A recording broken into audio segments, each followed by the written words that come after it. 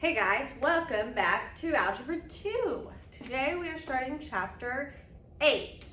So, today's lesson is inverse variation. So we're going to recognize and use inverse variation and then use joint and other variations. And also, we're combining 8.1 and 8.2. So 8.2 is graphing reciprocal functions, which we'll get to that in just a second. Let's start with inverse variation. So we have direct versus inverse variations, and you're going to be using both of these today. Direct is kind of like linear, okay? You have y is equal to k times x. K is just the constant, it's the variable of variation. So it's just your constant for both terms. We're going to have that k. All that k is your constant of variation. So we have our direct variation and our inverse variation.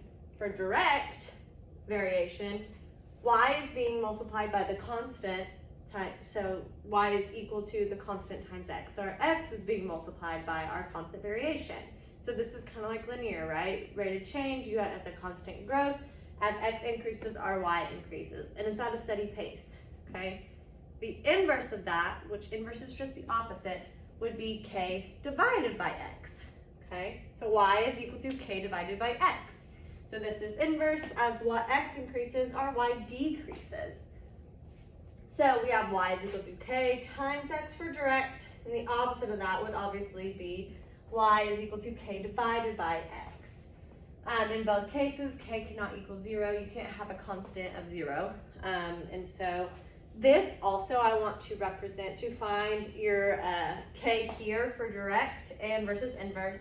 We could just kind of manipulate this. If we divide it by x, cancel. This k would also be equal to y over x.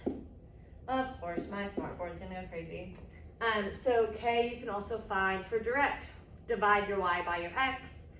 And then for your inverse, we can find k by multiplying x times y. Because if we break this up, if we multiply by x, to both sides, that cancels. So k also equals x times y.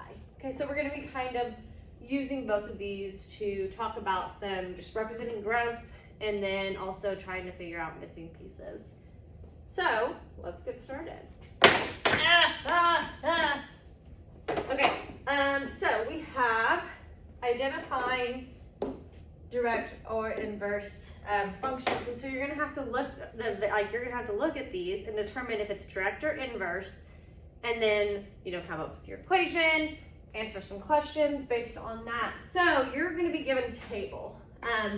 This one, it says is the relationship between, is it direct, is it inverse, or neither? Okay, so if it's direct, it's x's increases, our y's increases, and it's at a constant rate, kind of like a linear. Okay, that is direct because it's increasing, it's a variation, it's constant. X is increases, Y is increases, it's easy, okay? Inverse variations would be the opposite of that. And to figure that out is you basically just multiply your X and Y values. And so as your X's increases, your Y's decrease. And so here's our table. We look at the relationship between our X and our Y values. X's are increasing 2, 4, 10, 5, 15. In both cases, that's the case. And then our y's, 15, 7.5, 3, 2. Our y's are decreasing. So we're going to see if this is going to be an inverse. And how we do that, quite simply, all we do is just multiply your x and y values. And if it's the same number, then it's going to be the inverse. So 2 times 15 is 30. 4 times 7.5 is 30. 10 times 3 is 30. 15 times 2 is 30. And so if we were to plot this on a graph, it would look like this. Okay, as our x's increases, and the relationship between our x and y values is if we multiply them, we get that constant of variation, which in this case is 30. So that's your constant variation is 30. So the product of each pair is 30. So x times y equals 30. That 30 is k. That's our constant variation. So to represent this as the function model would be y is equal to 30 over x, and that's what we get here. Y is equal to k divided by x, so our k is 30 in this case. So your equation would be y equals 30 divided by x, okay? And it's represented here, and that's what these graphs are gonna look like. Oh, wow, I did not connect those very good, okay? So that's that. Let's look at another example. So this one, it says determining an inverse variation. So we are given x and y, so they vary inversely. So look, if it says they vary directly we would do something different. This one, they vary inversely. So so we have x equals 4 and y equals 12. So we have an x and y value. It says, what is the function that models this? So we need to figure out what k is. We have an x and a y. So they use this formula, which is the exact same thing. Whenever I find k, I like to do just x times y. Because that's super easy. We have an x and a y, 4 and 12. 4 times 12 is 48. So they do it this way. Your k is equal to 4 times 12. It doesn't matter. Mathematically, they're both correct. So k is equal to 48. So now, if we just want to model this function, this would be y is equal to k over x, which in this case, our k is 48, so y is equal to 48 over x, okay? So now it says, what is y when x equals 10? We have an equation, we have a variable, we plug it in. So 48 divided by 10 is 4.8. That's how you do. Okay, let's look at another example. So it says, this is a three-parter. It says, first, what is the function that models the inverse variation? So let's read our problem. Suppose x and y vary inversely. X is 8, 7, or y is negative 7. So what is the function that models the inverse variation? So we're looking for y is equal to k over x. So we need to figure that out. What does the graph look like? And then what is y when x equals 2? So let's do it. So inversely, we are essentially looking for y is equal to k over x.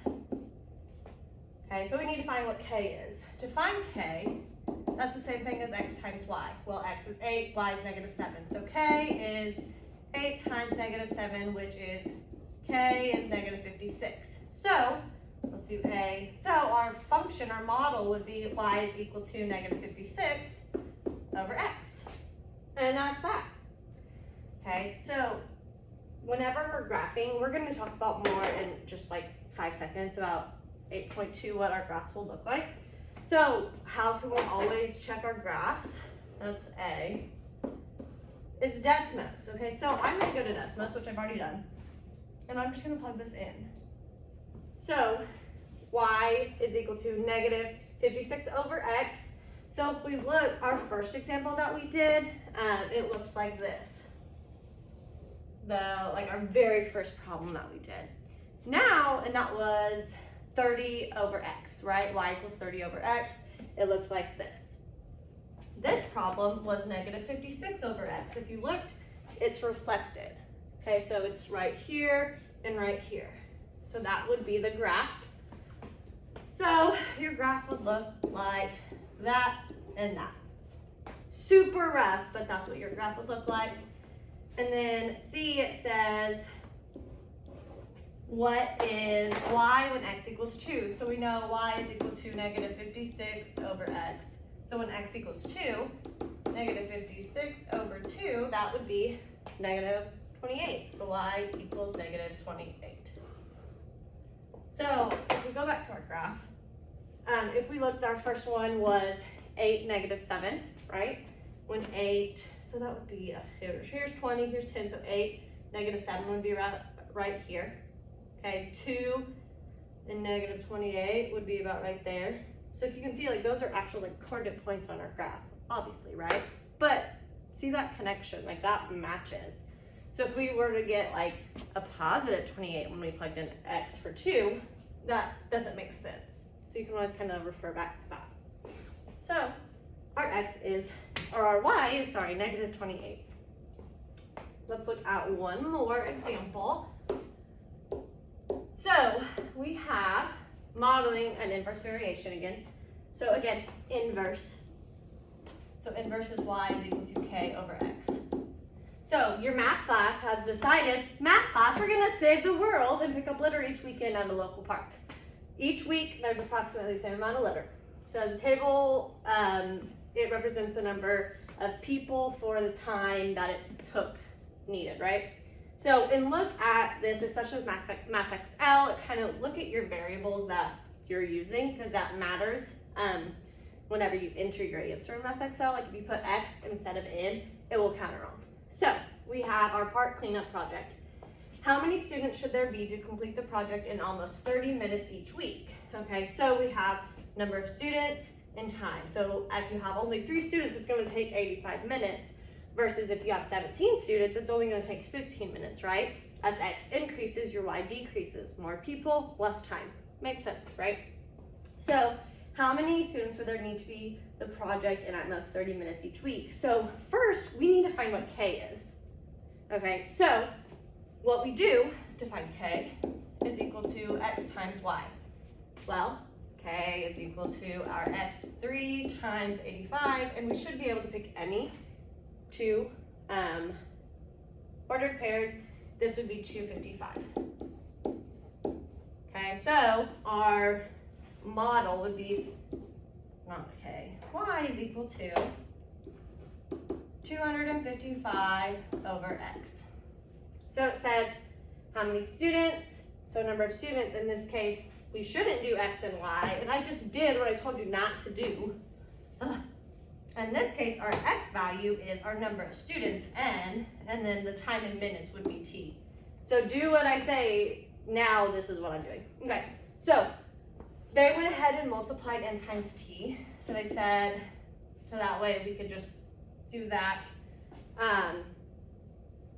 So we're looking for, our time is 30 minutes.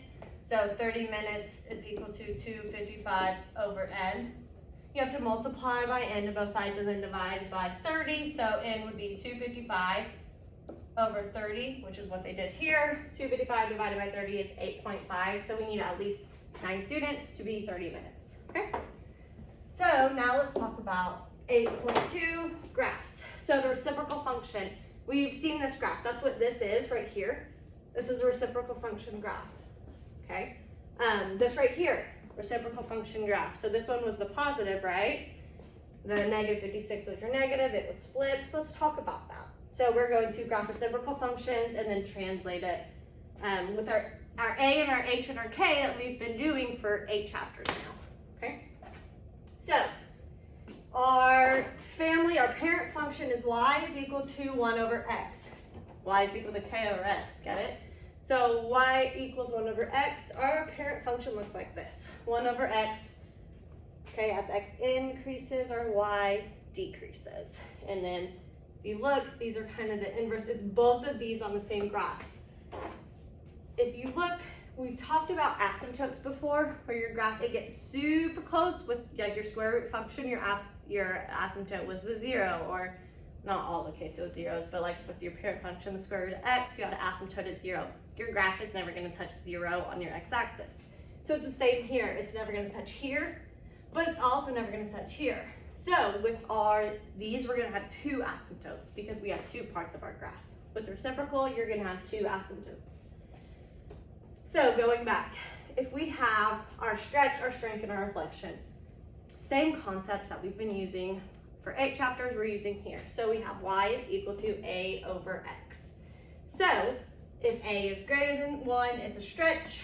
If A is between 0 and 1, it's a compression. And then if A is a negative number or less than 0, it's a reflection across the x-axis. Okay, so that's A. That's our kind of like our K that we did just a second ago. That's our A value.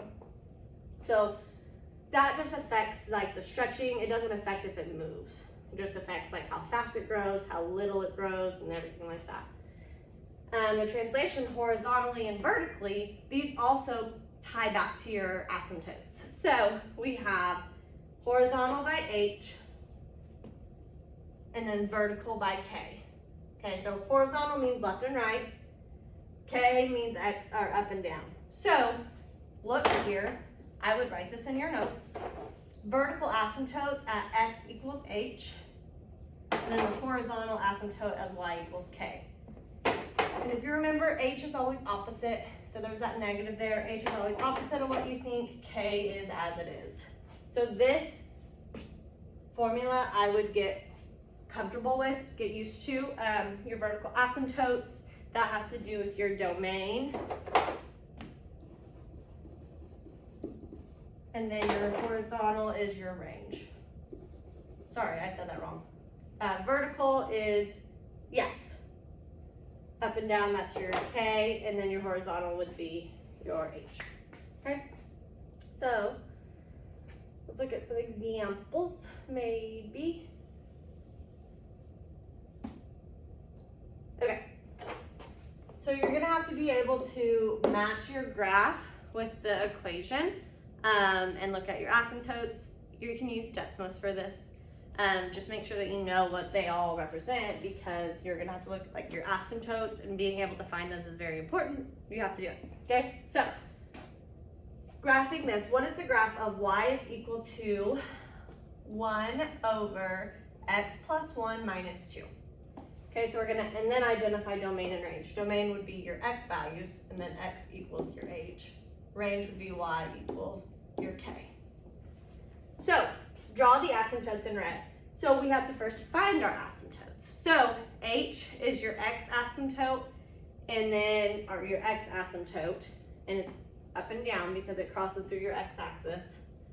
And then your k is your y asymptote, which crosses through your y-axis. So to find the vertical asymptote, it's always the opposite of this, because you can't have a 0 in the denominator. So x plus 1 equals 0, subtract 1, x equals -1. We are not going to do this step each time. We should know by now it's the opposite of what it looks like. Okay, so if the plus 1, our vertical asymptote is x equals a -1.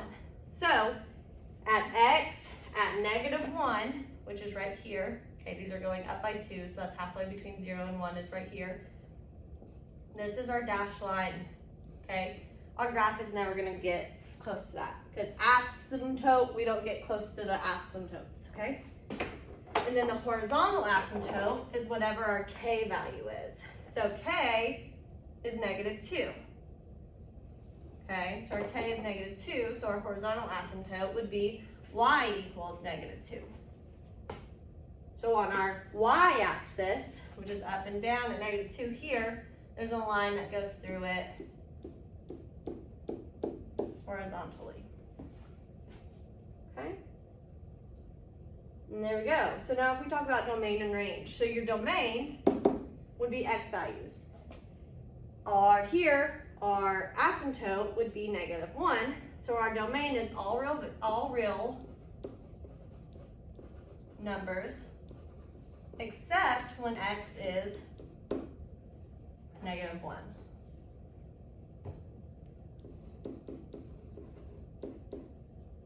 Equals -1, right? Because at -1, we have an asymptote. Same with range. We look at our asymptotes. So I'm going to come down here. Range, we look at what our horizontal asymptote, which is -2. So k is -2. So your range would be all values except when y equals -2. And this one is as is. So when y equals -2.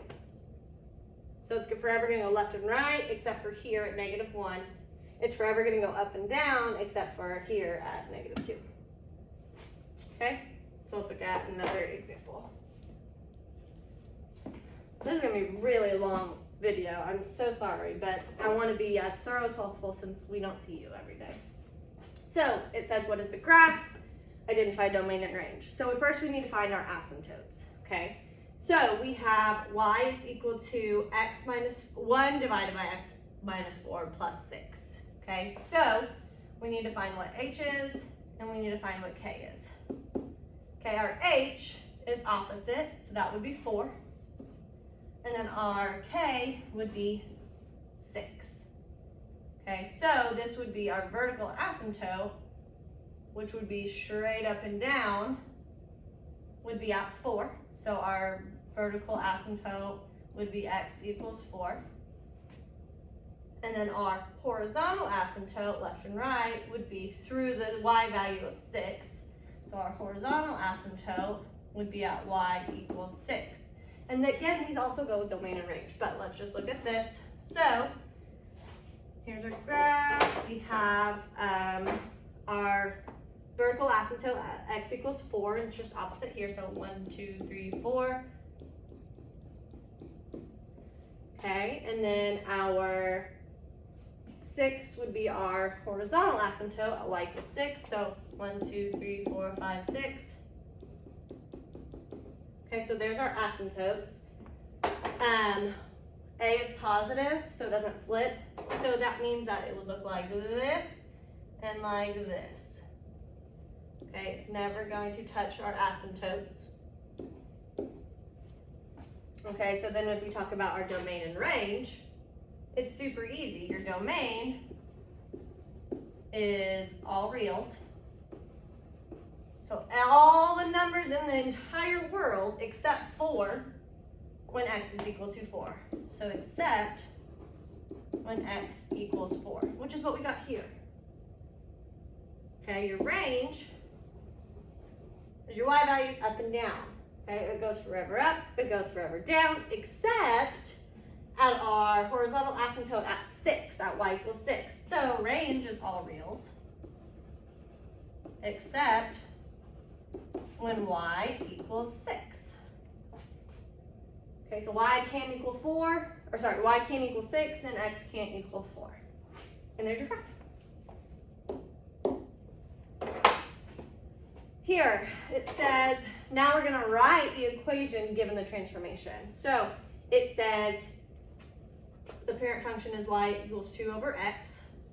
So that's what we're going off of. What's the equation for the function? So it says our asymptotes are x equals -3 and y equals 4.